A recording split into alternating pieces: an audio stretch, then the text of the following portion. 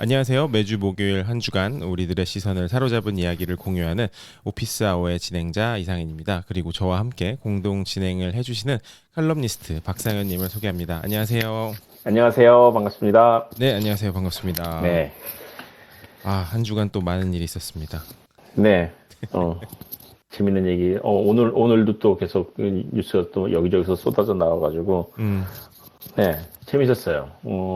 근데 사실 제가 타이거 우즈 얘기를 읽어가지고, 네네. 제목만 봐서, 이게 어떻게 된 거죠? 타이거 우즈 사고 난 다음에 블랙박스 나온 건가요? 아니면 어떻게?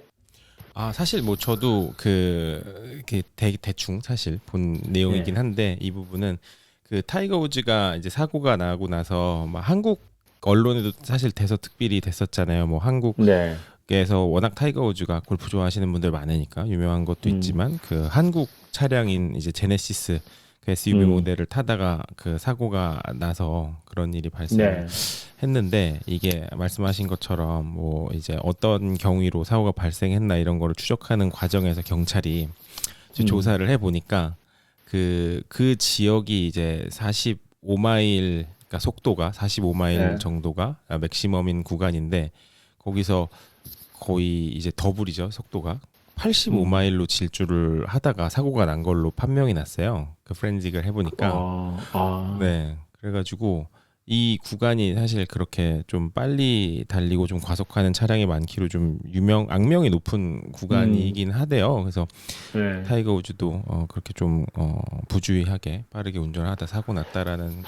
85마일로 뒤집어지면은 차가 몇 번을 굴렀다고 들었는데. 네. 사실 그 정도면 살아있는 게 굉장히 신기한 거죠. 85마일이면. 그렇죠. 살아있는 게 뭐 진짜 다행인 것 같기도 하고. 네. 어떻게 보면은 현대차가 막 사고 나고서 타이거 우즈 살았다 막 이러면서 뭐 이거는 호재다 뭐 이런 소리도 하긴 했었지만 결국에는 좀 다행히 목숨은 부지한 것 같아요. 지금 계산을 해보니까 시속 136km예요. 엄청 빠르네요. 엄청나는 거죠. 네. 사실 그리고 살았으면 정말 대단한 거라고 봐요. 뭐 중상은 입었다고 하는데 그래도 이거는 그렇죠. 자동차 얘기가 나와가지고 재밌는 좋아하는 캐럴 스위셔라는 테크 칼럼니스트 언론인이 있는데 이 사람이 하는 팟캐스트가 있어요. 스웨이라고. 네네. 근데 여기에 팀 쿡이 나온 거예요. 그런 팀 쿡이 나와가지고. 네, 그래서 이게 쉬운 일이 아니잖아요. 팀쿡 같은 지금 뭐 어마어마한 CEO가 팟캐스트에 출연한다는 거는 쉬운 일이 아닌데, 팟캐스트 물론 이게 뉴욕 타임즈랑 하는 팟캐스트이기 때문에 그냥 아무나 하는 팟캐스트는 아니죠. 워낙 또 게럴 스위셔가 유명하니까. 근데 여기 나와서 얘기를 하다가 이제 뭐 다른 뭐 페이스북이랑 싸우는 얘기, 뭐 프라이버시 얘기 뭐 다 하다가 앱스토어 얘기도 하고.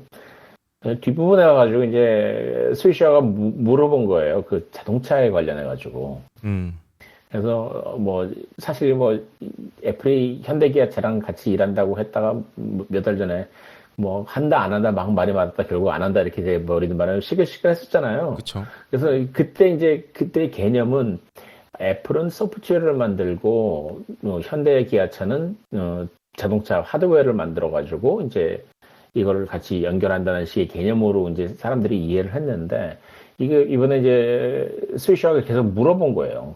이거 어떻게 할 거냐는 식으로. 네. 근데 이 사람이, 되게 흥미로운 얘기를 했어요. 자기는 이게 앞으로 어떻게 할지에 대해서는 정확하게 밝히긴 힘들다고 얘기를 하면서, 근데 자기네는 하드웨어하고 소프트웨어하고 서비스를 인테그레이트 하겠다고 얘기를 하는 거예요. 근데 그러면서 그러니까 스위셔가 그래서 이제 차를 할 거냐 아니면 차 안에 들어가는 테크놀로지를 할 거냐 이렇게 물어보니까 근데 우리는 그 말은 할 수 없고 근데 코어 테크놀로지는 우리가 오운하고 싶다 이렇게 얘기를 한 거예요. 그렇게 얘기하니까 이제 카를 스위셔가 바로 그러면 자동차를 다 만들겠다는 거구나 이렇게 딱 얘기를 하고 그걸 그렇게 얘기하고 넘어가겠다고 딱 넘어가서 다른 팟캐스트 나와가지고 뭐라고 얘기했냐면 아예 그냥 그 버티컬 그 인테그레이션 하겠다고 얘기를 하더라 이렇게 딱 얘기를 해버리더라고요.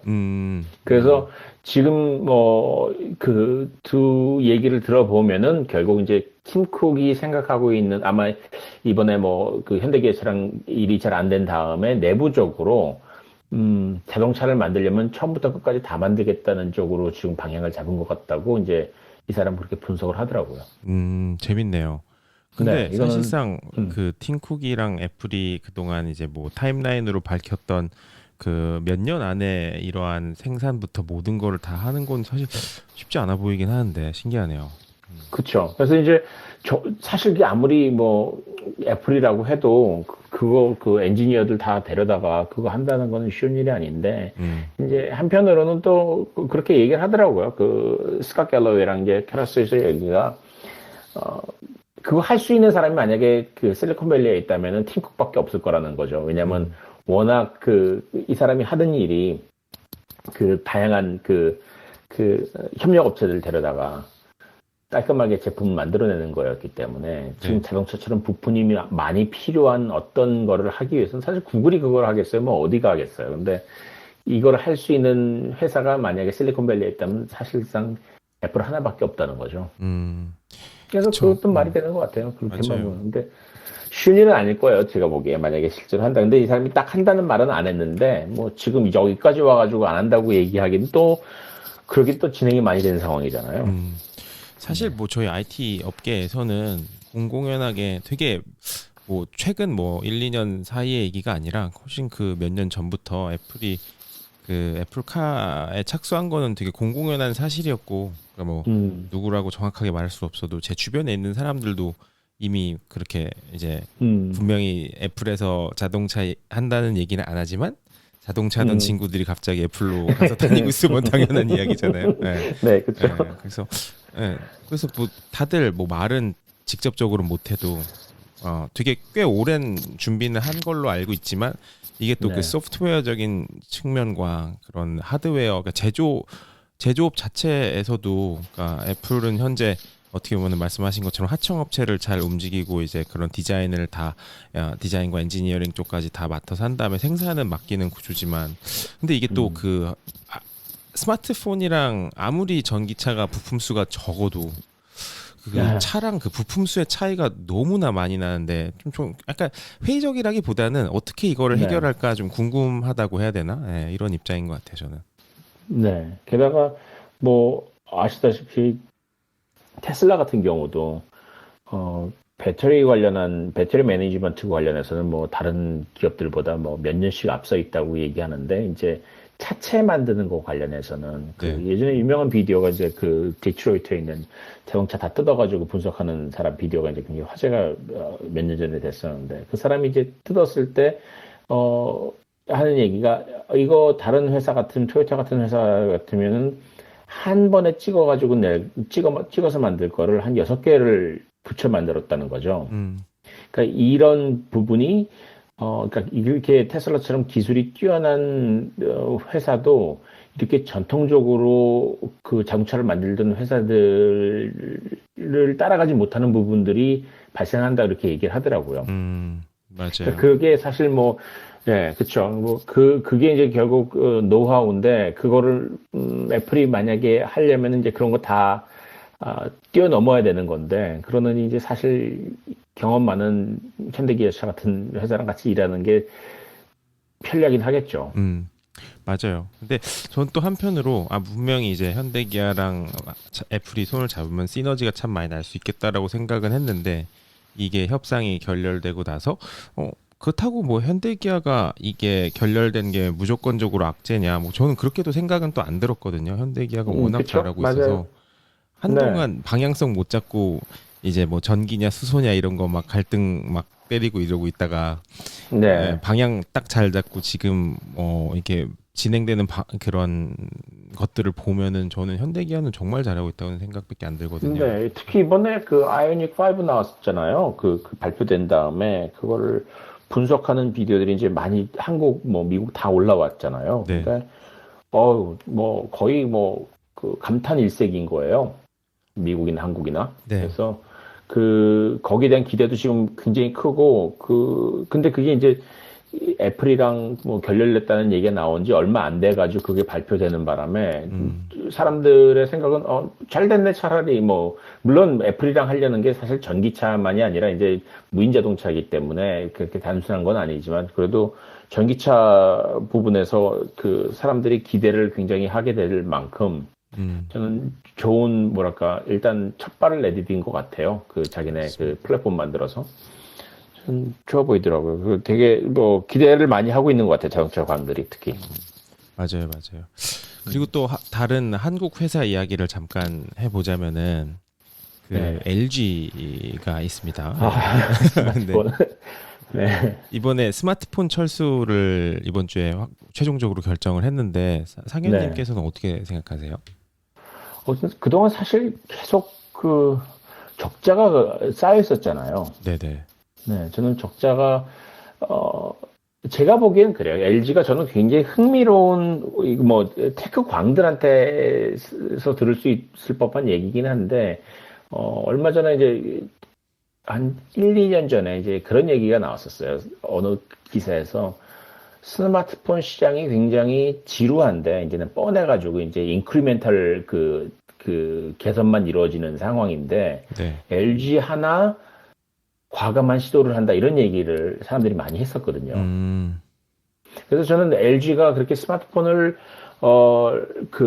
그러니까 돈을 벌기 위해서 만드는 건 넘어서 정말 실패해도 정말 과감한 시도를 하는구나 하는 그런 것들을 내놨기 때문에 사람들이 기대는 했었거든요. 그리고 네. 저도 이제 그런 면은 사람들이 이게 좋게 봤는데 문제는 수익이 안 나네. 그게 그렇게 플렉십으로 나와가지고 수익을 끌어내야 그 다음 단계로 넘어갈 수 있는 어떤 발판이 되는 건데 네. 그렇게 해서 나와서 야심차게 내놓은 다음에 사람들한테 박수 받고 그 다음에 안 팔리고 이건 거죠. 좀 안타까운 부분이 좀 많은 것 같아요. 그리고 그 아까도 말씀하신 뭐 적자 부분이라든지 이게 뭐 뭐 한두 분기 혹은 뭐 10분기 이런 게 아니라 23분기 연속 적자로 이제 누적 적자가 5조인가요? 이렇게 다달했다고 하고. 네. 근데 아까 말씀하신 것처럼 뭔가 그런 시도적인 측면에서 저는 아직도 네. 기억에 남는 게 그 초콜릿 폰이랑 그 프라다 폰 이런 거. 예. 네. 대단히 맞아요. 좋은 시도들이었거든요. 예. 맞아요. 저는 그게 어떤 면에 그 내부적으로 어떤 다이내믹이 형성이 돼 있길래 그 정도까지 그렇게 뭐랄까 신박한 제품들을 내놓을 수 있는 회사가 이걸 그 소비자하고 이게 좀 유리가 되는 건지는 잘 모르겠는데 이제 한편으로는 또 이런 얘기를 하더라고요. 구글 픽셀 얼마나 좋으냐. 그렇게 픽셀이 그렇게 좋은데도 불구하고 안 팔리는 거 봐라. 이렇게 얘기를 하는 거예요. 그러니까 이 시장이 스마트폰 시장이 이제 굉장히 힘든 시장이 된 거죠. 그쵸. 말하자면은. 예, 뭐 중국 회사들처럼 중국 시장을 완벽하게 사로잡고 있는 회사거나 아니면 삼성하고 애플 정도 살아남을 수 있을 만큼 굉장히 빡빡한 시장이라 이게 LG처럼 이렇게 좋은 시도, 사람들한테 주목받고 박수받을 만한 그런 시도를 하는 회사, 그 정도만으로는 이제 살기가 힘들 정도로, 한 10년 전, 한 5, 6년 전만 해도 그게 가능했을 것 같은데, 이제는 더 이상 그런 시장이 아닌 것 같아요. 맞아요. 그리고 좀 접근 방법 자체도 어떻게 보면 좀 안타까운 게, 그러니까 하드웨어적인 측면에서의 혁신을 계속 노렸던 것 같기도 한데, 네. 예, 그런 부분은 조금 그러니까 그 시도적인 그런 뭐 과도기적인 측면에서 좀 한참 뒤처진 방식이 좀 아니었나 이런 생각도 들어요. 왜냐면은 기본적으로 이제 혁신을 아무리 한다고 해도 그 소프트웨어적인 접근이 없거나 기본적으로 네. 그거를 받쳐줄 수 있는 그 오퍼레이팅 시스템 그 OS의 이코시스템이 없으면 맞아요. 사실 이 아까 말씀하신 그 틀을 깨는 게 대단히 쉽지 않거든요. 뭐 네. 만약에 뭐 안드로이드랑 뭐 iOS 이런 게 아니라면 결국에는 중국이라든지 인도 같은 그런 시장을 장악하고 있어야 되는데 맞아요. LG는 포지셔닝이 되게 애매하게 가버려가지고 게다가 스마트폰보다 저가 폰 위주로 전략을 네. 잘못 잡았었잖아요, 사실. 네. 그렇죠. 그걸 거기서 회복하는데 시간이 좀 걸렸죠. 네. 근데 게다가, 근데 사람들이 그 얘기를 하더라고요. 다들 하는 얘기가 LG가 철수하는데 소니는 이렇게 되는 거예요. 아니, 지금 LG보다 소니가 먼저 철수해야 되는 건데, LG가 먼저 철수를 했다는 거죠. 음, 그래가지고 이제, 그럼 소니 지금 뭐 하고 있는데, 아무도 소니 폰 들고 있는 걸 본 적이 없는데, LG 폰은 그래도, 예? 돈 없는 고등학생들이 들고 있는 건 보는데, 소니 폰은 누가 들고 다니냐는 거죠. 그래서 근데 누가 그런 얘기를 하더라고요. 실제로 그 소니가 물량은 적게 파는데 자기네가 그 마진을 굉장히 많이 받아가지고 그걸로 일단 큰 적자 안 내고 버틸 수 있는 모양이더라고요. LG는 아. 적자가 많이 나는데 그래서 그런 얘기가 있어요. 그래서 뭐 소니는 당분간 좀 버티지 않을까. 근데 네. 아무도 소니 폰 갖고 있는 건 못 보는 상황이죠. 맞아요. 오히려 그 한참 몇십 년 전에 만들었던 소니 워크맨 들고 다니는 사람을 찾는 게 좀 빠를 수도 있을 것 같아요. 요즘 레트로 감성으로. 네, 맞아요. 네, 그럴 수 있죠. 네. 그런 쿨한 분들이 그렇게 가끔 그렇게 하죠. 확실히 잠깐 소니 얘기를 하자면 네. 소니가 네. 포지셔닝이 어떻게 될지 참 궁금하긴 해요. 왜냐면은 그 지금 뭐 게임 콘솔 대전으로 불리고 있는 소니 플레이스테이션 5랑 엑스박스 새로운 시리즈들이랑의 경쟁에서도 네. 지금 거의 사실상 엑스박스가 우위를 확실하게 점해가고 있거든요. 뭐 게임 패스 네. 때문이지만 그 음.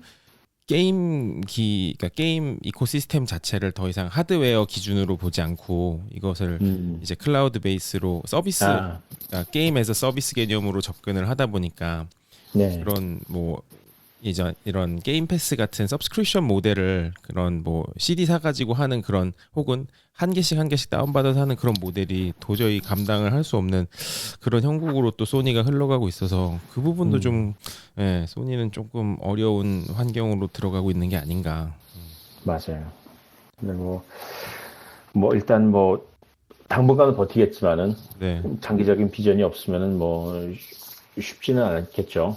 근데 뭐 워낙 또 지금 마이크로소프트가 또 막강하게 또 잘 나가고 있고 모르죠 어떻게 될지. 마이크로소프트 얘기가 나왔던 말이지만 그 미군하고 계약을 또 세게 했더라고요. 아, 네. 네, 보니까 그 마이크로소프트 홀로렌즈를 그러니까 이거를 그 뭐라고 부르나요? 이게 AR이 아니고 MR이라고 부르나요? 이제는? 네, 믹스 리얼리티. 그 홀로렌즈가 믹스드 리얼리티죠. 여기서 얘기하는. 그렇죠. 그 AR, VR이 혼재돼서 사용되는 그런 뭐 개념이라고 보시면 되는데요. 예.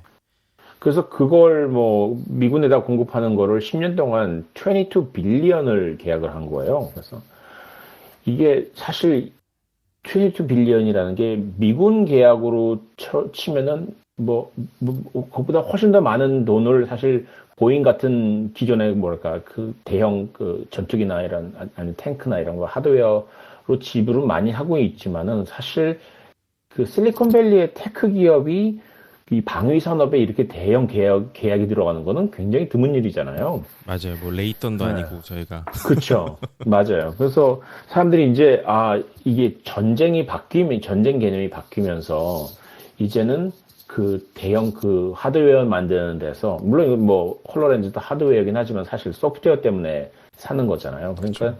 이거를 이제 전쟁 개념이 바뀌면서 전투 개념이 바뀌면서 테크 기업이 방산 기업이 되는구나 이 식으로 설명을 하더라고요. 네. 그래서 근데 10년 동안 22 빌리언이면은 그게 계산을 해봤더니 24조 원 정도가 나오는데 그러면 1년에 2.4조 원이 매출이 그냥 바로 생겨버린 거잖아요. 홀로렌즈로. 저 고정 매출이 생겼죠. 와, 이게 정말 2조 원이 넘는 돈이 그냥 매출이 딱 발생을 해버린 거면은 이건 지금 페이스북 보니까 그 전체 직원의 5분의 1이 지금 AR, VR에 지금 투입돼 있다고 하더라고요. 10,000명이 투입돼 있다고 하는데 사실 사람들이 페이스북에서 그 새로운 하드웨어랑 플랫폼을 만드는데 이 정도까지 투입할 줄은 몰랐는데 이제 다들 깜짝 놀란 거예요. 5분의 1이 투입되어 있다니까. 근데 사실 페이스북도 지금 목숨을 걸고 지금 덤벼들고 있는데 자기네 플랫폼이 없어서 이렇게 괴로워하고 있었잖아요. 그렇죠. 그러니까 그 소비자를 직접 만나는 접점이 없어서. 맞아요. 그래서 이렇게 투입을 하고 있는데 거기서 그냥 마이크로소프트가 계약 10년치 딱 따내버리니까 그러면 그 시장은 이제 10년 동안은 딴 데서는 들어갈 수가 없는 거잖아요. 어차피 스탠다드가 하나로 정해질 텐데. 맞아요. 그래서 이건 제가 지난주에 들었던 가장 충격적인 소식이었던 것 같아요. 그래서 이 많은 사람들이 역시 그 장사는 그 관아에 납품을 해야 된다고 맞아요. 그런 소리를 많이 하더라고요. 네. 보잉 보니까 저는 그 이번에 그래서 이제 보잉 같은 데는 얼마나 지금 돈을 받나 했더니 정말 천문학적으로 가져가고 있더라고요. 그렇죠. 이게 세금 가져가는 장사를 하는 회사들인 거예요. 그런 회사들은. 근데 이제 마이크로소프트 이제 물론 마이크로소프트 전체 그 레버뉴 생각하면은 이거는 굉장히 적은 액수긴 한데 그래도 뭐 발을 들인 듯한 느낌이고. 네. 근데 그래서 그런지 뭐 이번에 얘기가 나오는데 지금 현재 2 트릴리언 기업이 지금 애플하고 그 사우디 아람코잖아요. 네. 근데 다음번 두 개가 이제 곧 들어간 그 반열에 올라서는 회사가 이제 마이크로소프트하고 아마존이 될 거라고 얘기를 하더라고요. 아마 확실히 그런 부분은 계속 있을 것 같아요. 그리고 아무래도 그 주가라든지 이런 거 자체가 MS 같은 경우는 약간 보수적으로 오르잖아요. 다른 테크 기업에 비해서 그런 게 조금 그쵸? 더 안정적으로 뭐라고 해야 되지? 그 2 트릴리언 클럽에 가입할 수 있는 또 그런 또 원동력이 계속 되지 않을까. 천천히 이제 이렇게 꾸준하게 올라가면서. 맞아요. 팍 올라가면 또 팍 꺾이고 이런 기업들 워낙 많잖아요. 그게 이제 대표적인 게 이제 페이스북 같은 경우고 사실 이번에 그 반독점 규제와 관련해서도 마이크로소프트는 안전하잖아요. 그래서 사실 리스크가 거기에 없는 거고. 그렇죠. 애플은 그래도 4개 기업 중에서는 좀 덜한 편인데 아마존 굉장히 불안한 상황이고 뭐 페이스북, 구글 다 지금 굉장히 그 반독점 관련해서 규제를 받을 가능성이 높은 기업들인데 그렇게 봤을 때는 전 마이크로소프트는 현재로서는 가장 안전한 그 위치에 있지 않나. 그래서 사람들이 주가가 그게 이제 주가에 반영될 수밖에 없을 것 같아요. 중기적으로는. 그렇죠. 아무래도 그 저희 회사 같은 경우는 그 20여 년 전에 한번 겪은 일이니까 기업분해라든지 이런 거를 그래서 아예 막 그게 문제 소지 생길 것 같으면 좀 안 건드리는 것도 있는 것 같고 오히려 맞아요. 그래서 제가 예전에 그 번역했던 책에서 그 얘기를 하더라고요. 그렇기 때문에 사실 마이크로소프트가 구글을 삼키지 않았다고. 그래서 그 바람에 이제 구글이 그 살아남아가지고 독립할 수 있었지. 만약에 그 아마 마이크로소프트가 그 당시에 2000년 전후만 해서 그때 반독점 규제 관련해가지고 지금 재판이 아니었으면은 구글을 샀을 가능성이 높다는 거죠. 그렇게 추측하더라고요. 맞아요. 이제 그런 확실히 그런 측면에서 뭔가 그 접근법이라는 게 아까도 잠깐 말씀하신 그 페이스북이 이제 VR이랑 AR 쪽으로 플랫폼을 만들고 싶다고 얘기를 하시잖아요. 근데 또 이제 마이크로소프트가 플랫폼을 만드는 방식과 그들이 만드는 방식 그리고 오디언스층이 되게 다르다고 저는 또 보이거든요. 그러니까 페이스북이 VR, AR 손댄다고 갑자기 군수업체 같이 이렇게 저희 네이비나 혹은 아미에 이렇게 납품할 수 있는 플랫폼이라든지 이런 걸 할 수 있는 것도 아니고. 그렇죠. 그러니까 애초에 페이스북은 여전히 B2C일 것 같아요. 그런 측면에서 플랫폼을 만들더라도.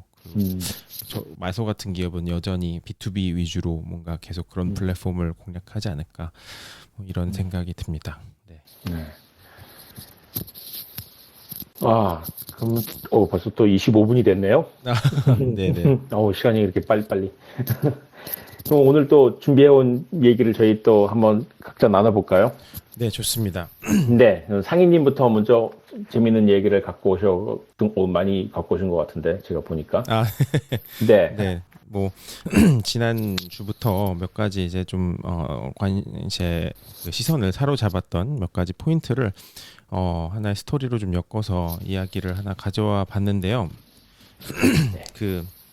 이번 주 이야기는 바이든 정부의 어떻게 보면은 경제 재건 계획을 필두로 한 연계된 여러 가지 이야기를 좀 들려드리고 싶어서 그 이야기부터 시작을 해서 뭐 다양한 뉴욕의 상황이라든지 경기 회복세라든지 이런 부분에 대한 이야기를 잠깐 해보자면은 네. 바이든이 2 트릴리언 달러 규모의 인프라스트럭처 투자 및 경제 재건 트릴리언. 계획을 발표했죠. 2 트릴리언.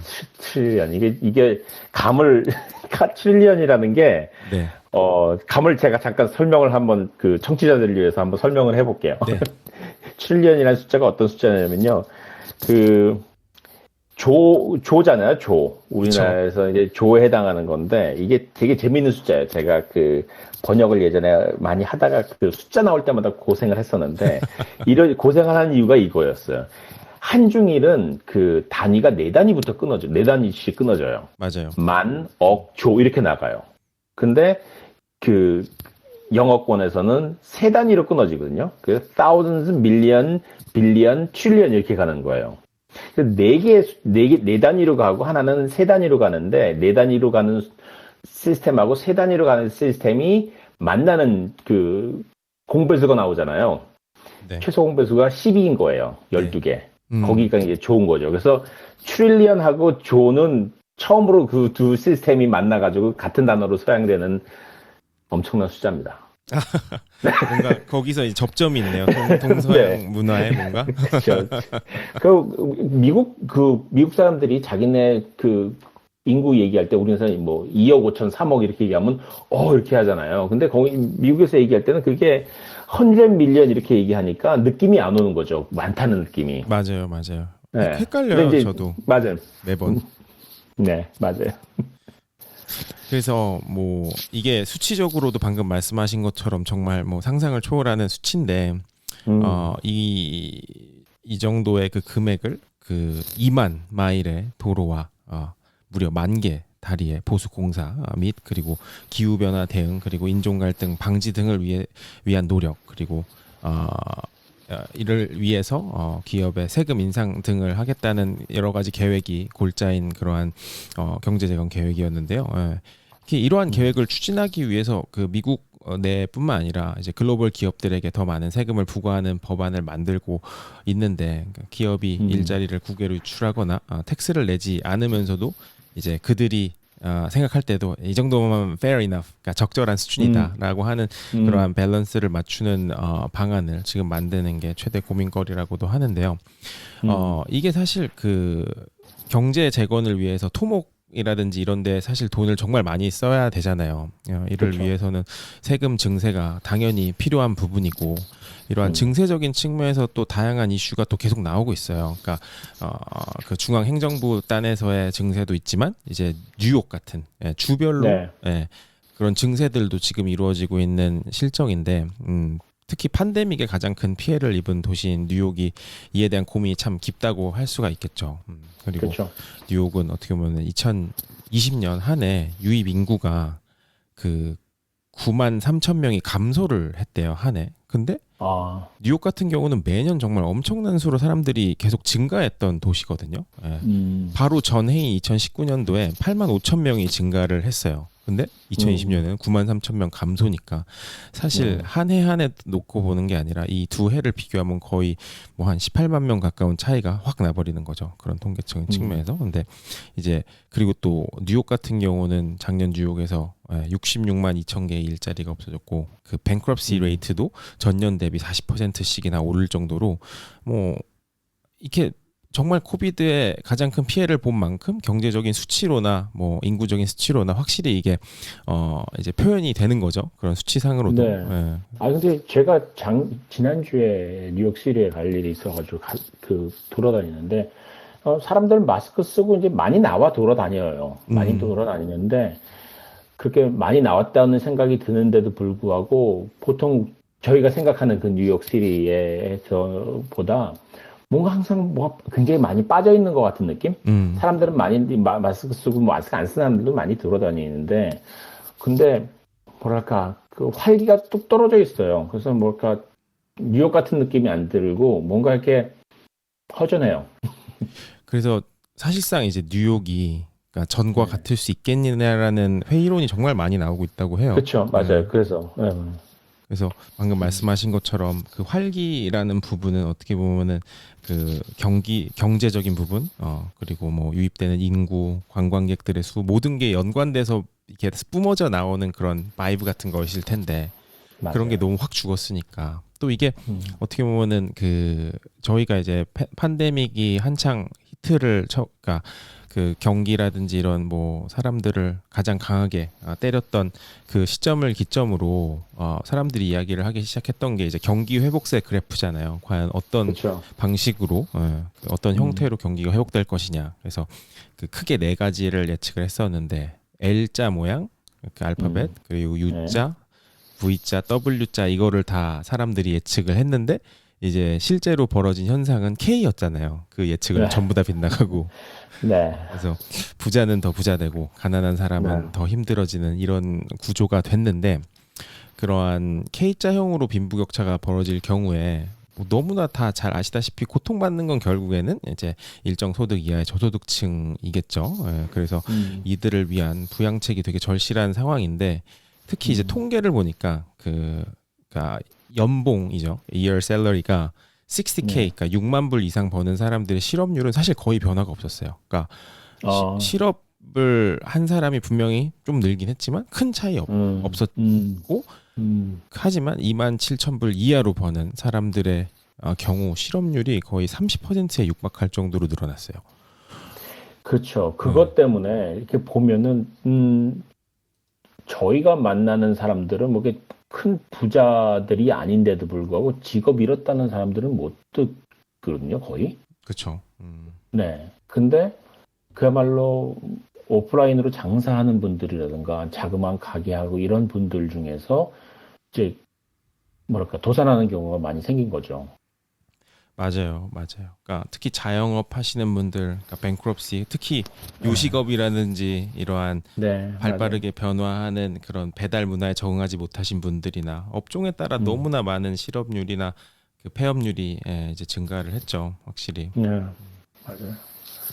그래서 이제 뉴욕의 쿠오모 주지사가 뭐 한창 팬데믹 한창일 때는 무슨 영웅처럼 이제 올라갔었다가 최근에는 또 여러 가지 이슈로 또 많은 네, 사람들의 공분을 또 사기도 했죠. 근데 그렇죠.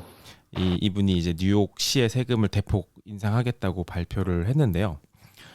그가 주장하고 있는 안에 따르면은 이제 뉴욕주의 세금 부과 최고 세율이 13.5%에서 14.8%까지 인상이 가능하다고 해요. 근데 이게 현재 가장 높은 세율을 적용하고 있는 캘리포니아 주보다 캘리포니아 주가 13.3%인가 그랬던 것 같아요. 근데 그거보다 네, 거기 높아질 세율이 좀 높죠. 예정이라고 음, 하고 또 음. 우리의 앤드류 양이 또 이런 증세에는 당연히 동의를 하겠다고 밝히기도 했고 이제 벌써 시작이 된 것처럼.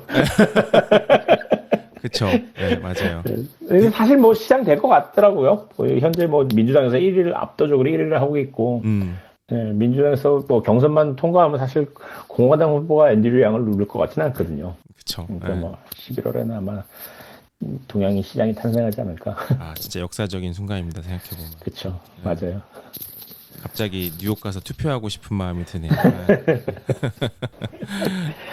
그리고 사실 앤드류 양 같은 경우는 그러한 기본 소득 이러한 제공이라든지 이러한 것에 대해서 되게 어떻게 보면은 많이 진보적인 시각을 가지고 있다라고도 평가를 받는데 네, 이러한 증세에도 동의를 하지만 또 이제 추가로 거기다가 뉴욕 시민들에게 그 하이스피드 인터넷을 무상 제공해야 한다고 주장하고도 있어요. 그래서 음, 사실 2016년에 유엔이 이제 사람들의 인터넷 접속을 이제 인간의 기본권으로 인정을 하기도 했을 정도로 네, 요즘 맞아요. 시대에 이제 인터넷 접속이라는 부분은 되게 기본권이잖아요, 사실상. 예, 모두가. 그렇죠. 예전에 그 뭐죠? 홈리스로 살다가 한 1, 2년 홈리스로 살다가 이제 다시 이제 직업을 얻고 집을 사가 거처를 얻어가지고 사는 사람이 뭐 그 얘기를 하더라고요. 일단 제일 필요한 게 이제 샤워하는 거하고 몸에서 냄새가 나면은 그 취직을 할 수가 없다. 음, 그리고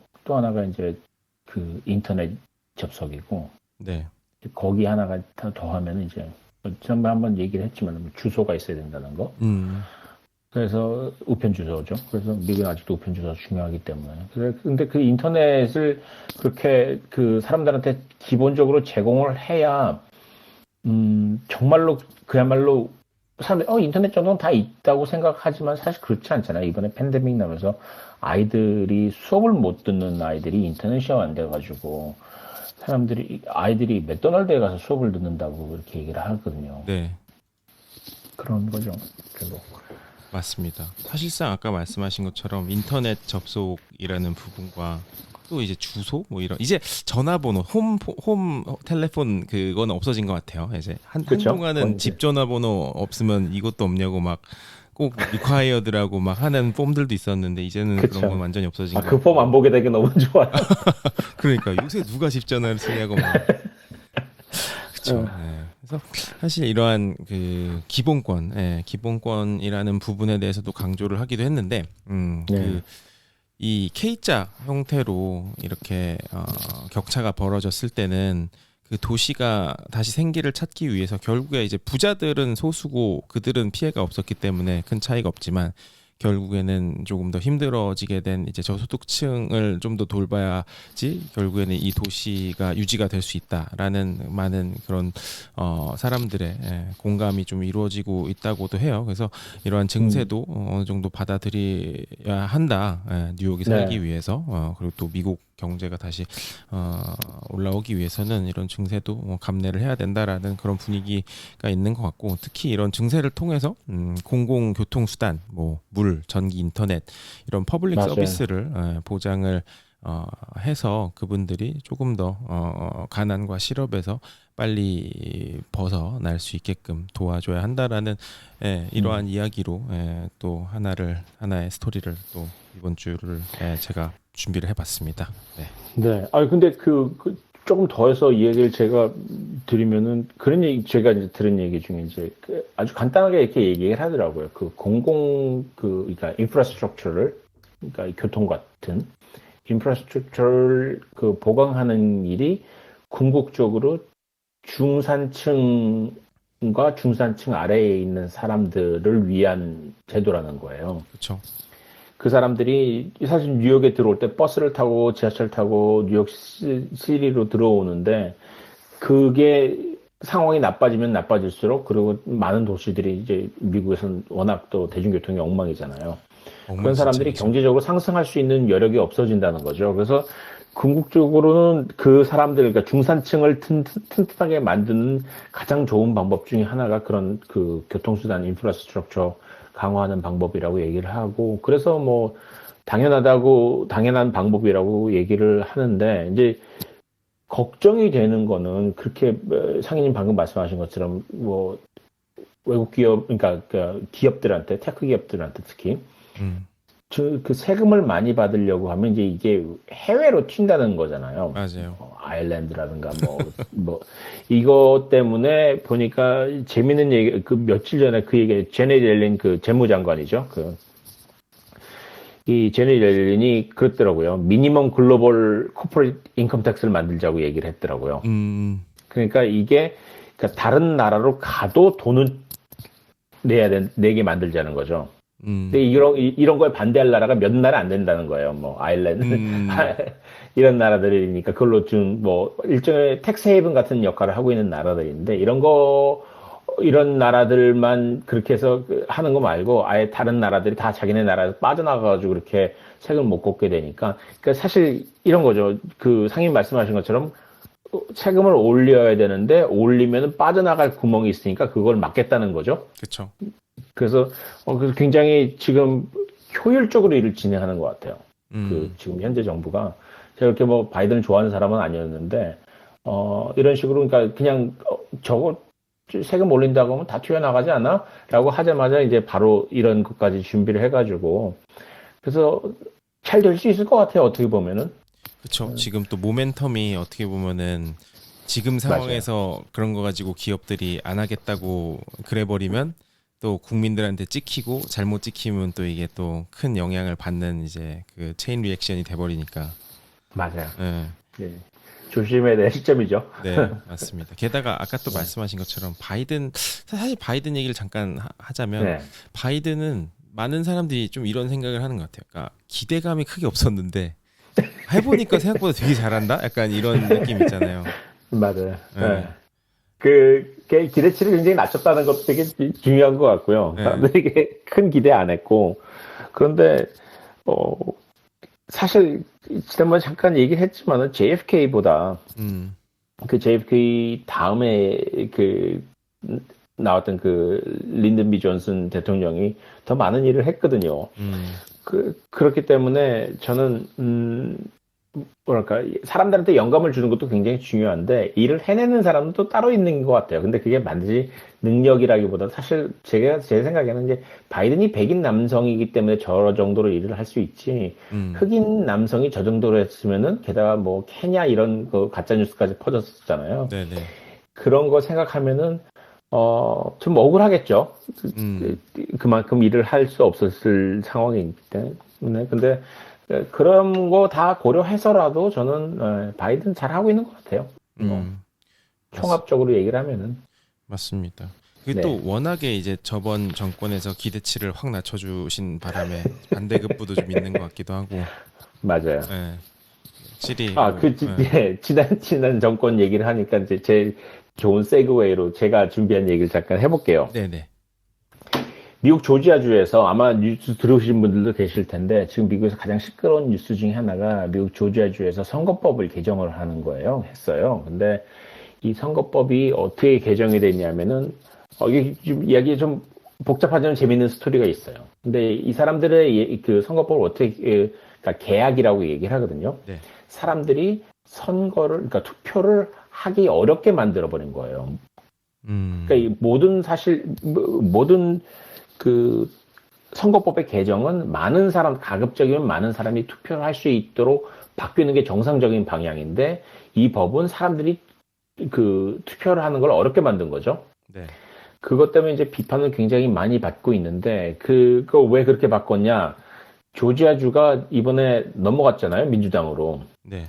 전통적인 공화당주였다가는 민주당으로 넘어갔는데 그게 이제 부정선거가 많아서 부정선거 때문에 곳곳에서 이게 이런 식으로 발언했다고 이게 자기네가 공화당이 뺏겼다고 생각을 하는 거죠.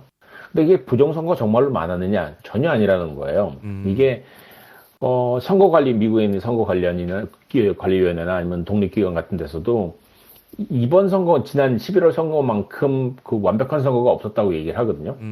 그 정도로 잘 진행됐고 결정적으로 이 사람 당이 조지아에서 당이 바뀌었다는 것 외에는 법원에 들고 나가서 항의해봤자 다 기각이 될 만큼 아무런 증거가 없는 상황이었는데 이게 이제 부정선거를 방지하기 위한 부정투표를 방지하기 위한 방법이라고 하면서 선거법을 개혁을 해버린 거예요. 근데 개혁하는 내용을 보면은 뭐 여러 가지가 있어요. 근데 그 중에 하나 대표적인 것 중에 하나가 사람들이 줄을 굉장히 길게 서 있는데 이번에 팬데믹이고 여러 가지 일 때문에 9시간 동안 줄을 선 사람도 있었다고 들었거든요. 와. 근데 이렇게 줄을 평균 2시간 섰다고 이렇게 얘기할 정도로 투표소를 빙빙 돌았다는데 그런 사람들한테 물을 주는 거를 금지를 한 거예요. 음식이나 물을 서 있는 사람한테 물을 갖다 주면 안 되고 그 사람들이 줄에서 나와가지고 어디 가서 물을 받아갈 수는 있다. 이런 식인 거죠.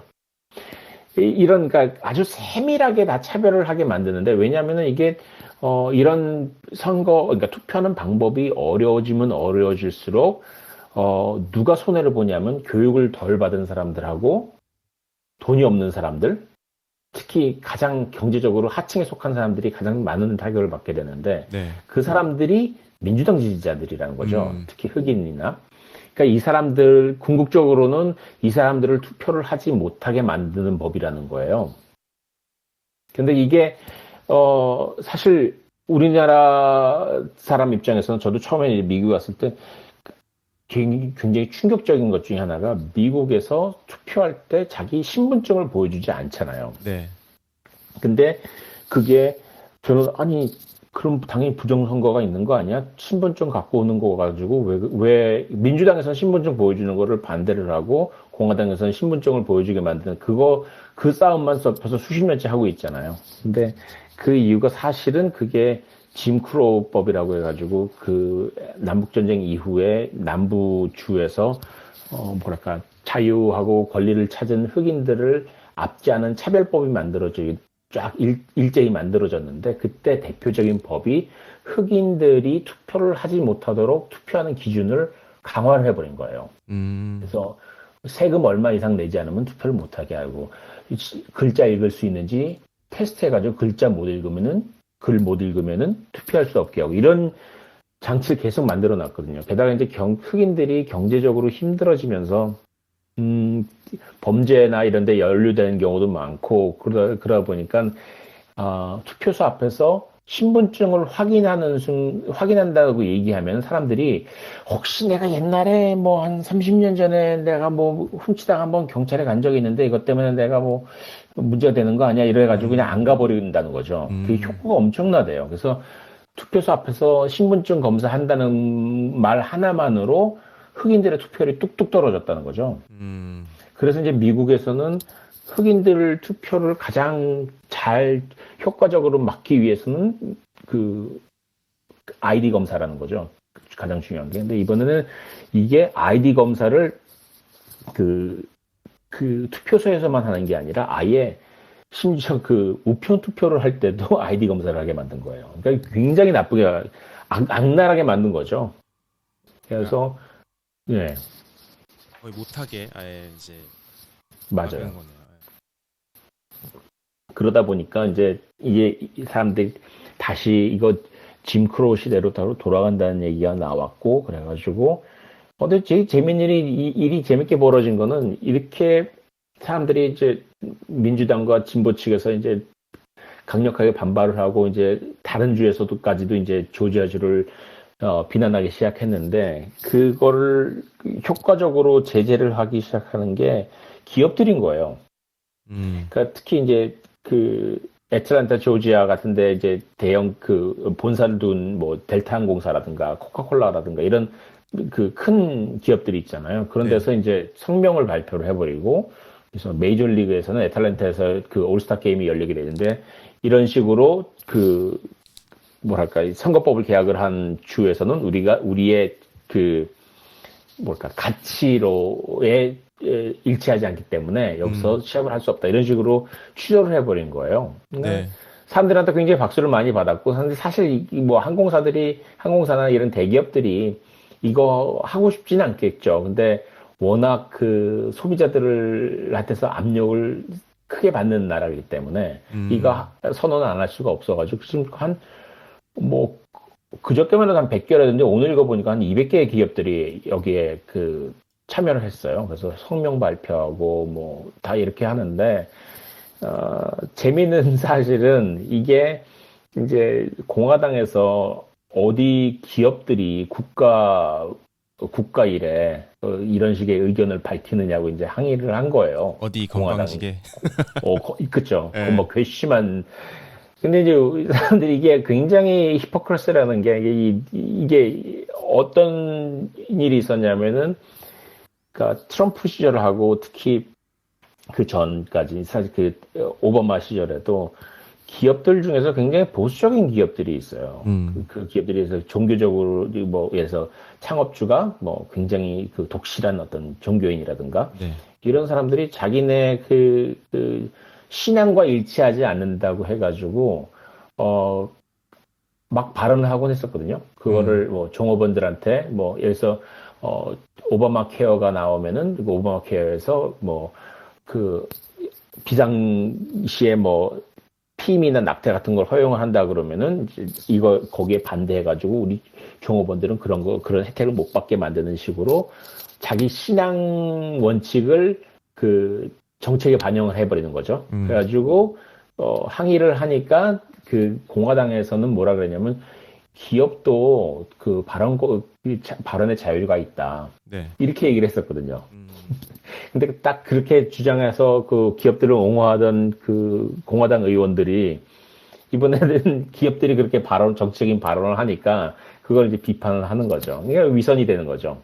완전 듣기 싫다 이거네요. 그러니까 입맛에 그쵸? 따라 듣겠다. 그래서 그 사람이었죠. 어젠가 그 미치 맥커너 맥커너, 예, 예. 그 사람이 stay out of politics라고 CEO들한테 막 공개 경고를 보내고 막 그랬었죠. 참 예. 뻔뻔한 거죠. 아이, 뭐, 자기가 했던 말이 30년 전에 한 것도 아니고, 바로 1년 전에 한 말들이고, 다 유튜브에 돌아다니고 있는 그런 말을 고스란히 거꾸로 하니까. 근데 네. 미치 맥커너 같은 경우야. 그런 사례가 한두 건도 아니라서, 이제 그런가 보다 하는데, 이제 가장, 이게 트럼프가 쓴 방법이기도 한데, 이렇게 뻔뻔한 거짓말을 계속해서 반복을 하면 사람들이 무뎌진다는 거예요. 제 말을 바꾸거나 거짓말을 하거나 이거를 처음에 했을 때는 욕을 먹는데 계속하면은 사람들이 무뎌진다는 거죠. 이게 굉장히 위험하면서도 효과적인 방법이라서 이제 공화당 의원들이 많이 사용한다고 하죠. 좀 확실히 그런 부분은 그 미국이나 한국이나 뭐 다른 나라도 마찬가지겠지만 좀 정치하는 그런 분들한테서 좀 그런 위선적인 이런 부분이 나타나는 거는 나라나 이제 이런 걸 가리지 않고 좀 계속 나타나는 맞아요. 현상인 것 같아요. 예. 네. 직업하고 완벽하게 분리하기는 힘든 것 같기도 해요. 그쵸. 네. 이분들은 워낙에 또 많은 게 걸려 있고 하니까 또 그래서 네. 미국은 로비가 합법이지 않나요? 그죠? 예. 그렇죠. 네. 그러다 보니까 실제 미치 맥커널이 한 유명한 얘기가 있어요. 그 정치를 할 때는 세 가지가 필요한데 첫째가 돈이고 둘째가 돈이고 셋째가 돈이다라고 얘기를 했었거든요. 아, 미치 맥커널의 몇 대 명언 중에 하나로 남아 있습니다. 대단하네요. 뭔가 자본주의 사회 안에서 정치를 하는 사람의 뭔가 그러한 단면을 잘 보여주는 네, 그런 그렇죠. 모습인 것 같습니다. 네, 참 이 조지아주 참 뭔가 하면서도 그리고 또 이게 좀 연상시킨다고 해야 되나? 뭔가 지금 정치적으로도 되게 혼란을 겪고 있는 나라가 많잖아요. 뭐, 그렇죠. 미국은 주별로 워낙 뭐 다양한 혼란을 또 겪고도 있지만 그 최근에 저는 뭐 이게 저희가 오늘 준비한 주제는 아니지만 정치적으로 막 미얀마 같은 나라도 엄청나게 혼란을 또 겪고 있기도 하고 네, 다양한 그런 것들이 있는 것 같아요. 뭔가 혼란스러운. 맞아요. 그렇습니다. 네. 네, 그래서 오늘 저와 상현님이 각각 준비한 이야기는 여기까지고요. 저희가 뭐 앞에서도 언급 잠깐 한 뭐 LG의 스마트폰 관련 이야기 그리고 뭐 바이든 정부의 부양 정책과 뉴욕시의 이러한 대응 그리고 상현님께서 방금 말씀 주신 조지아주의 선거법 개정 이야기부터 공화당 의원들의 이러한 위선적인 모습까지 같이 저희 이야기를 한 30분 정도 나누고 싶으신 분들이 계시면은 지금부터 저희가 손을 들 수 있는 기능을 열어서 이거를 오픈 투 에브리원으로 하도록 할게요. 그래서 편하게 손 들어주시면은 저희 같이 이야기 나누는 시간 가져보도록 하겠습니다. 네, 편하게 손 올려주시면 좋을 것 같고요. 한 번에 한 분씩 제가 순서대로 질문이 있으시거나 하시는 분들은 제가 올려드리도록 할게요. 그래서 같이 질문 혹은 이제 의견 공유해 주셔도 좋을 것 같고 아니시면 일단 저희 둘이 계속 이야기를 또 이어나가도 좋을 것 같습니다. 네. 이재희님 오셨습니다. 네, 안녕하세요. 안녕하세요. 저 단골이 되고 있습니다. 네, 단골 이런 거 좋습니다. 네, 아까 그 말씀하셨던 그 LBJ라고 보통 줄여서 말하잖아요. 네. 링컨 존슨 대통령이 사실 그 65년에 보링 라이츠 액트를 법으로 만든 대통령이기도 한데 그렇죠. 2013년에 그 법이 이제 더 이상 현 상황에 적용되지 않는다고 해서 위헌 판정이 나면서 그 법이 효력을 다했는데 사실 이제 이번에 조지아 이런 거 보면 굉장히 과연 그 헌법재판소와 수프림코트의 결정이 현재 이제 더 이상 이런 상황이 아니기 때문에 적용되지 않는다.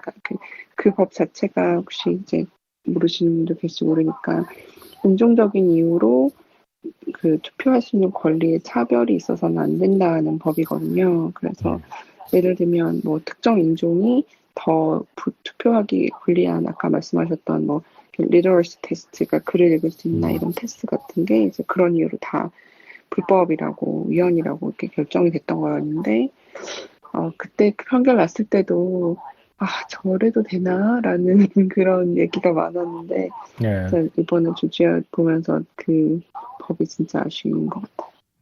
네. 저는 이게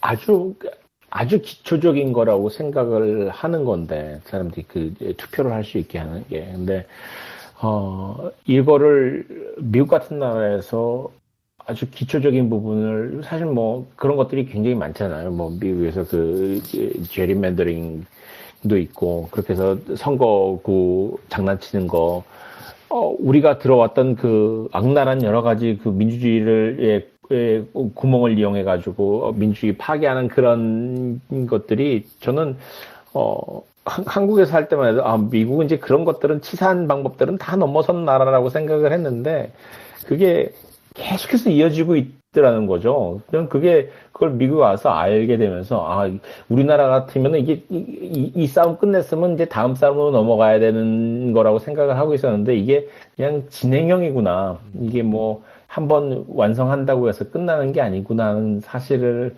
알게 되면서 굉장히 충격이었어요, 저는.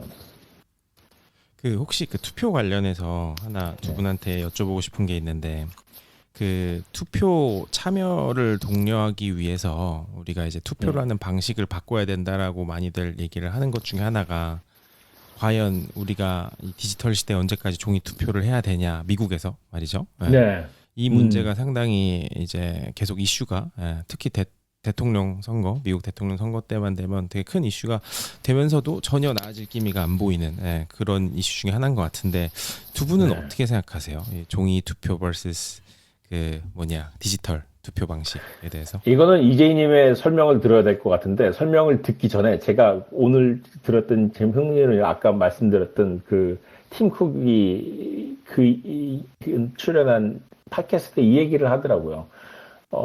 자기는 얼마 전에 발언을 그렇게 했었거든요. 이거 투표도 더 쉬워져야 된다고 지금 디지털 시대에 이런 식으로 얘기를 했는데 거기에 대해서 물어보니까 뭐라고 얘기했냐면은 뱅킹도 스마트폰으로 되는데 투표를 못할 이유가 없다고 생각한다 이런 식으로 얘기를 하는 거예요. 그래서 저거보다는 좀 복잡하지 않을까? 뱅킹보다는 더 위험하지 않을까 하는 생각이 좀 들었는데 나중에 이재희님 오시면은 좀 여쭤봐야 되겠다는 생각을 딱 했었어요, 오늘. 이게 굉장히 길게 얘기할 수 있는데 간단하게 아주 짧게만 얘기하자면 그 전자투표의 가장 어려운 점은 무기명 투표를 하는 것과 그리고 투표를 할 권리가 있는 사람만 한 번만 투표를 하도록 하는 이 두 가지가 동시에 만족시키기 되게 어려운 성질이에요. 그게 서로 상반되는 원칙일 수가 있구나. 네, 왜냐하면 우리 보통 이제 투표하러 갈 때 한 사람이 한 번만 투표하게 하기 위해서 지정 투표소가 있고 그 지정 투표소에 가면 투표인 대장이 있고 그리고 거기 이제 신분증 내고 체크하고 이렇게 한 번만 투표할 수 있는 그런 장치들이 있잖아요. 근데 그 다음에 이제 투표소 안에 들어가서 이제 투표하고 그리고 그걸 상자 안에 넣어서 익명성을 확보하는 건데 전자로는 일단 이게 예를 들어서 상인님이다라는 걸 증명하게 하기 위해서 뱅킹 하듯이 뭐 유저네임 넣고 패스워드 넣고 심지어 무슨 세컨 팩터 어터티케이션까지 한다고 쳐요. 그렇게 인증을 다 하고 나면 상인님이라는 걸 제가 너무 잘 알잖아요. 근데 그 상황에서 상인님의 투표가 큰 상자 안에 종이 한 장이 들어가는 것만큼의 익명성을 동시에 갖추기 위해서는 우리가 완전히 믿을 수 있는 공적 기관이 필요해요. 웹사이트 같은 형태로. 우리가 완전히 믿을 수 있는 공적 기관이라는 게 이제 선관위 같은 게 있어야 되는 거잖아요. 그렇죠. 지금 조지아의 경우를 봐서도 아시겠지만 미국처럼 큰 나라에서의 선관위에 얼마만큼 믿음을 주는가는 주마다도 다르고 카운티별로도 다를 수 있고 이런 것들이 너무 어려워서 지금 현재 상황에서 전자투표를 안정적으로 사람들이 믿을 수 있도록 한다는 거는 쉬운 일은 아닌 상태예요. 특히 이제 그 플로리다에서 좀 사건이 있었기도 했고, 그리고 그 회사가 아직 안 망하고 잘 있거든요. 제가 굳이 무슨 회사라고 말씀드리진 않겠지만 아직 잘 살고 있어요. 네. 그래서 그런 것들을 고려했을 때 아직 어렵죠. 그러면 뭔가 전제 조건이 성립이 되려면은 국가에서 운영하는 그 이제 리파지토리 혹은 이제 관리할 수 있는 그러한 그 온라인 시스템인데 이 시스템이 사실상 그 브레이킹하기 불가능한 해킹으로 브레이킹이 불가능한 수준의 네, 브레이킹하기도 불가능해야 되지만 네, 트레이서블하지 않아야 돼요. 그렇죠. 예를 들면 제가 상인님한테 상인님 인증 다 마친 다음에 상인님이 기억하기도 어려울 정도의 긴 숫자 문자를 주고 이게 이제 당신의 고유 번호니까 이 고유 번호를 들고 투표하는 웹사이트에 가서 투표하시면 됩니다라고 했다고 해봐요. 그러면 저는 그걸 드린 다음에 잊어버려야 돼요. 제가 그걸 들고 있으면 나중에 그걸 추적할 수 있거든요. 그래서 사실은 제가 잊어버릴 거라는 걸 상인님도 믿으실 수 있어야 되고 그리고 모든 사람들이 다 믿을 수 있어야 되고 그리고 또 그 다음 어려워지는 건 그래서 만약에 이렇게 투표를 하실 때 이런 고유 번호가 어떤 투표를 했다는 걸 기록을 안 하면 트레이스가 안 될 것 같잖아요. 근데 그걸 기록하지 않으면 상인님이 던지신 한 표가 그 결과에 영향을 미쳤다는 보장도 또 할 수 없어요. 그렇다면은 트레이서블 하지 않다라는 의미는 결국에는 이 그냥 시스템 자체를 신뢰하고 트레이스를 잊어버리겠다라는 게 담보가 돼야 된다는 거예요.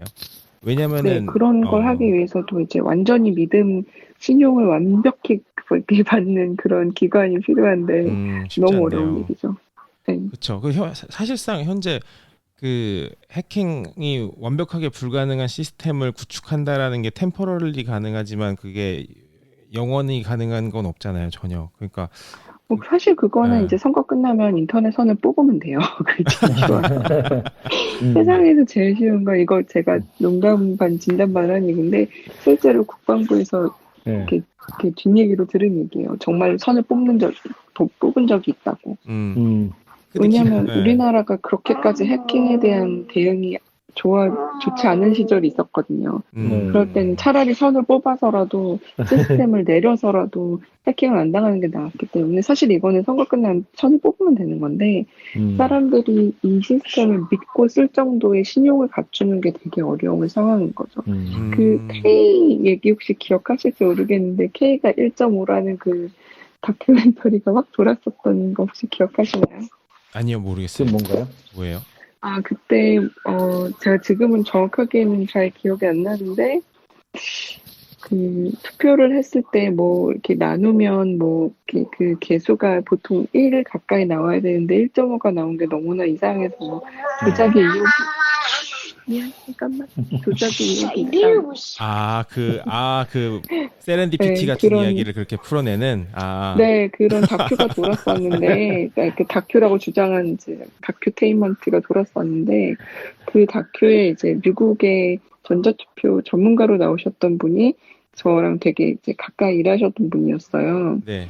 제가 그거 여쭤봤거든요. 야, 너 이거 진짜 의혹이 있다고 믿어? 이렇게 물어봤더니, 아니, 그게 의혹이 있다, 없다를 말할 수 있는 근거가 아니지만, 그걸 사람들에게 신기하네라고 말할 수 있을 정도까지는 자기도 이해할 수 있는데 사실은 그분도 저도 가장 이렇게 그런 이렇게 매체 같은 이렇게 영향력을 줄 수 있는 기회가 있으면 사실 제가 하고 싶은 얘기는 제가 지금 들었던 얘기인 거예요.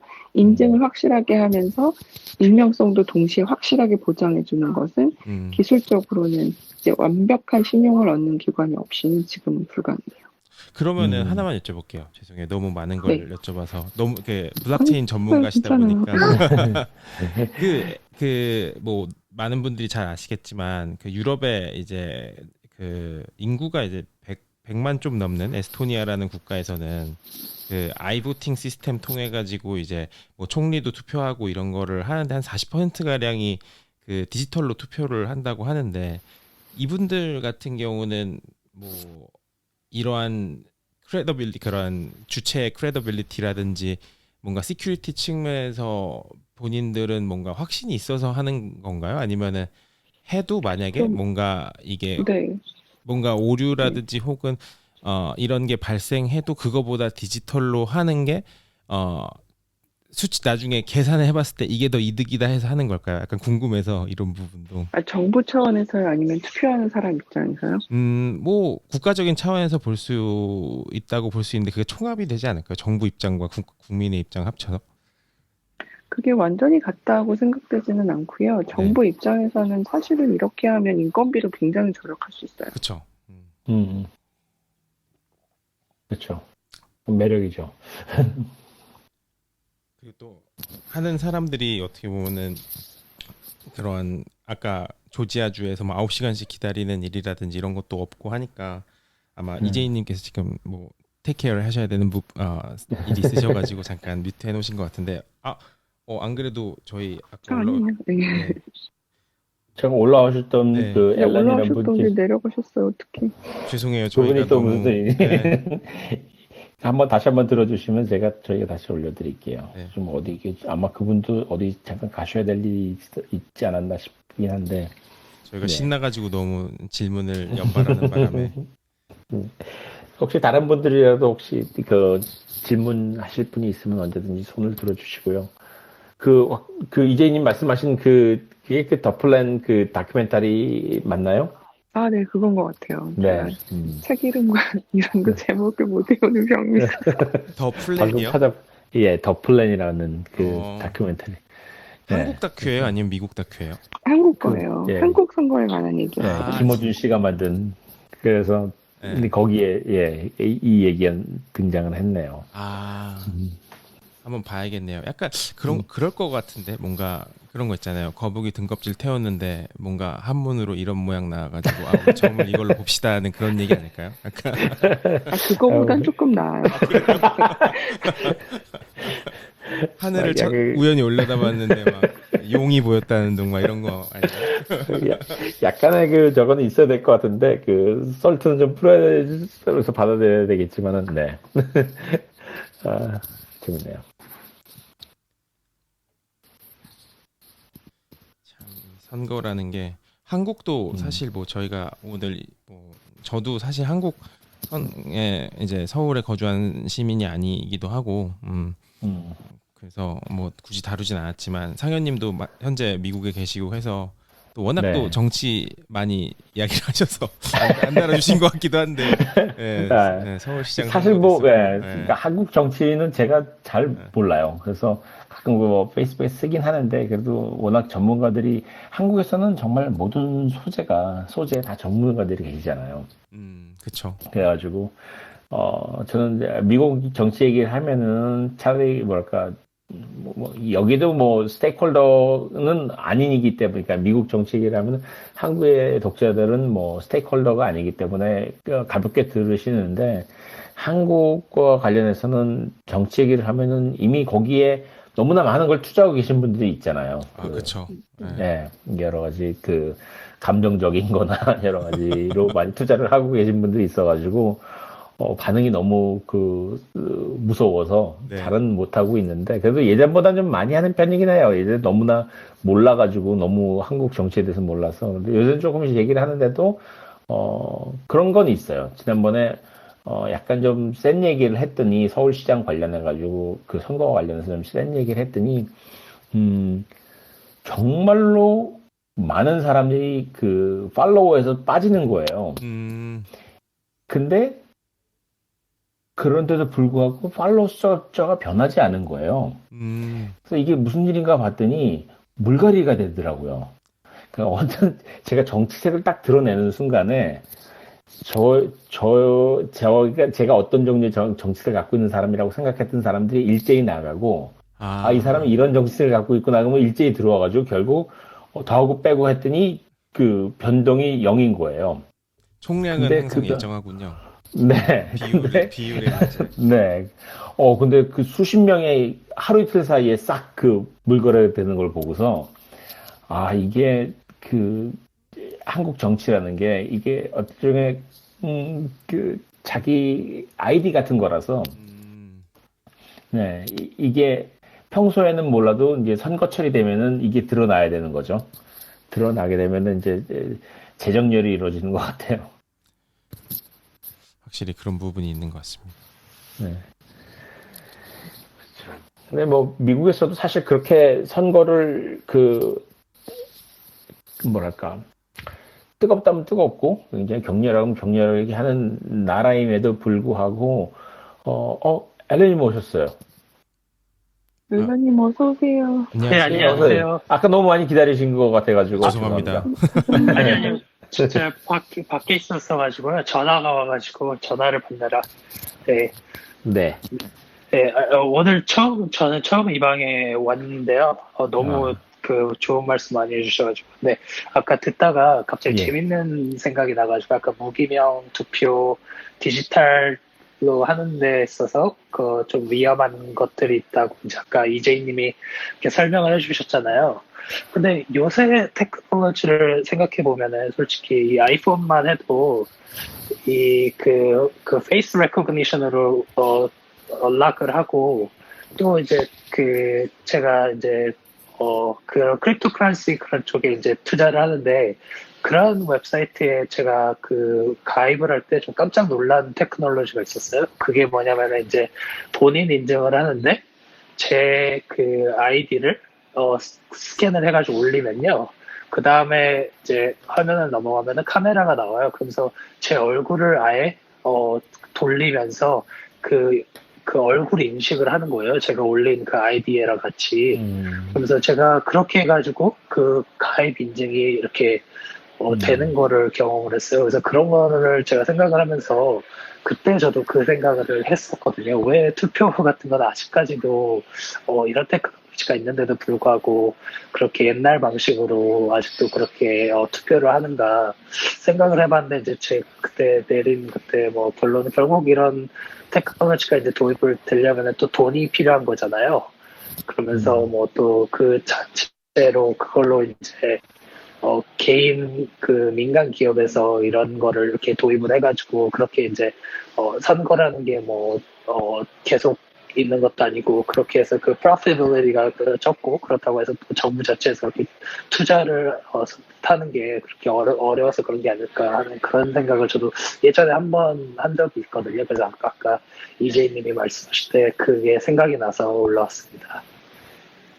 네, 좋은 의견 공유 감사드립니다. 네, 확실히 이 부분이 매년 어떻게 보면 선거철마다 회자되는 거 보면은 그 프로즈 앤 컨스가 계속 존재하는 것 같고 개선의 여지들이 어떤 측면이든 있는 것 같은데 항상 쉽지는 않은 것 같아요. 전 사실 지금 멜로님 말씀하신 것보다 더 간단한 게 한국 시스템을 생각하는데 한국은 정말 거의 모든 성인들이 자기 명의의 핸드폰을 가지고 있잖아요. 그렇지 않으면 경제 활동이 어렵고 그렇죠. 그러니까 사실은 핸드폰 인증으로 인증하면 전자 투표할 수 있어요. 사실은 인증은 그렇게 어렵지 않아요. 인증이 아니라 인증을 해서 그 다음에 투표를 했는데 그 다음에 익명성을 보장할 수 있느냐가 너무 어려워요. 맞아요. 그럼 아까 저희 말씀하신 것처럼 하나로 모은 다음에 선을 뽑던가 아니면 우리 또 CD롬을 하나 구워가지고 파기를 하던가 하는 방식으로. 예를 들면 SK텔레콤에서 인증 문자 같은 걸 다 보내는데 네. 그 SK텔레콤이 어느 핸드폰 번호에 어느 인증 문자가 갔다라는 걸 다 저장하고 있을 거잖아요. 그렇죠. 그러니까 그런 부분들이 익명성을 파괴하죠. 근데 또 이런 부분도 있을 것 같아요. 뭔가 지금 이제 미국에서도 주나 시 단위에서 뭐 시의원 선거라든지 혹은 뭔가 정책 결정할 때 투표하는 거는 디지털 투표가 많이 이루어지고 있거든요.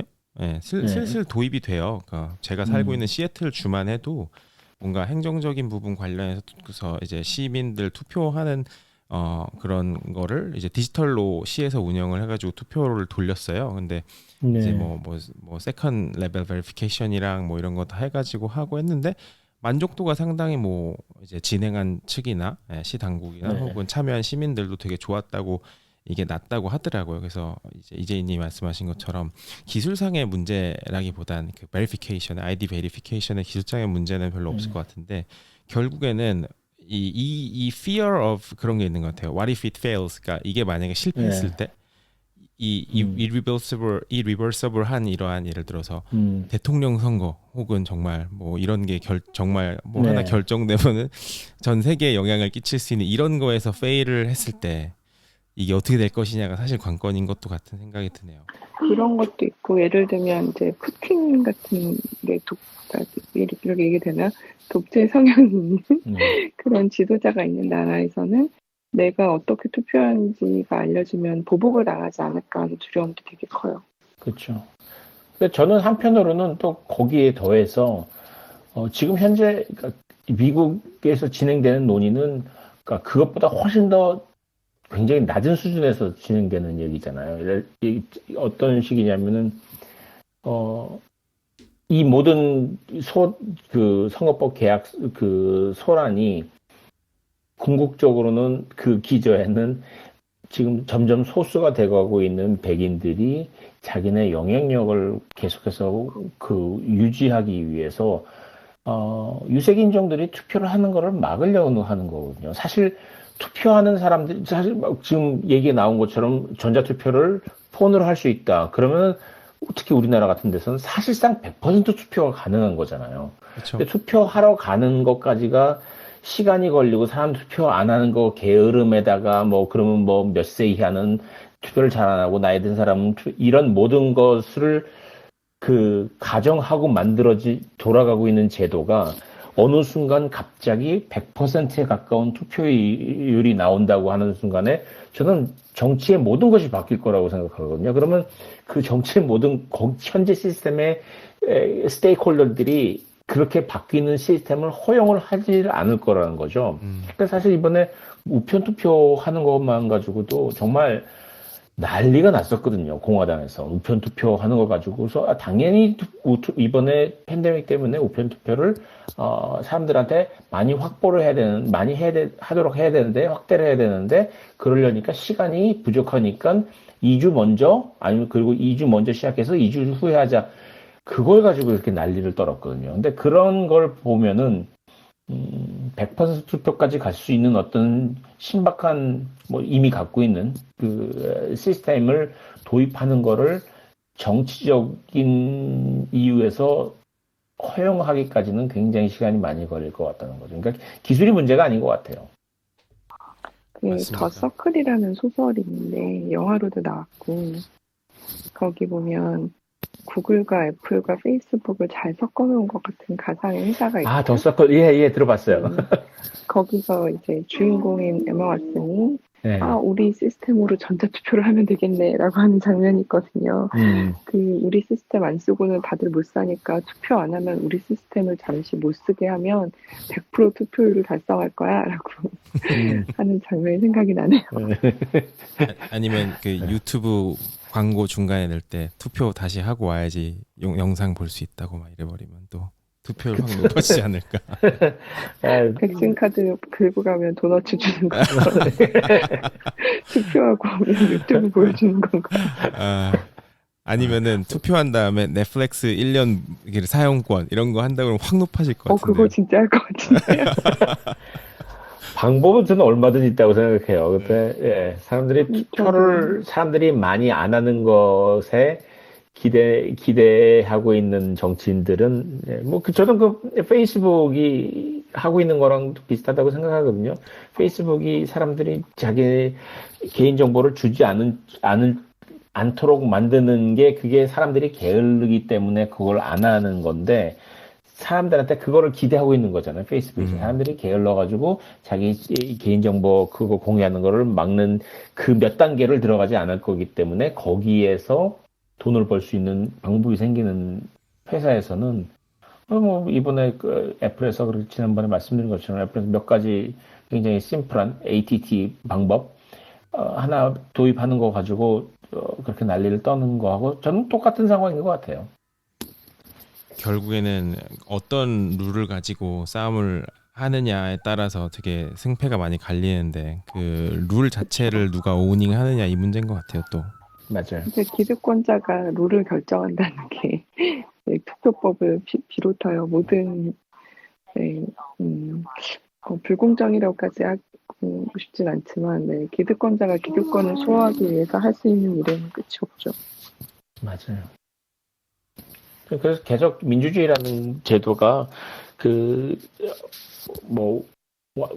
모더니즘이라는 것 자체도 이제 그렇다고 얘기는 하지만은 미완성의 상태로 계속해서 근사치로 나가는 것이지 이게 완성이 되기까지는 저는 몇백 명이 이거 걸릴 수 있는 이제 막 시작한 프로젝트라고 생각을 해요. 그래서 그렇게 보면 차라리 좀 속은 편한 것 같아요. 이게 후퇴가 됐구나, 이게 세상이 왜 이렇게 되느냐가 아니라 아직 우리가 완벽한 제도를 만들지 않았기 때문에, 그리고 그러기에는 우리가 살아있는 동안에 가능하지 않은 거지만은 우리는 최대한 근사치까지 밀어놓고 그 다음 세대가 또 좀 더 밀어가지고 완성을 해간다는 생각을 하지 않으면은 저는 어떤 굉장히 울분에 찰 때가 있잖아요. 야, 이렇게 단순한 걸 가지고서 정치인들이 사기를 치는구나 하는 그런 좌절감 같은 게 많이 느껴지죠. 맞아요.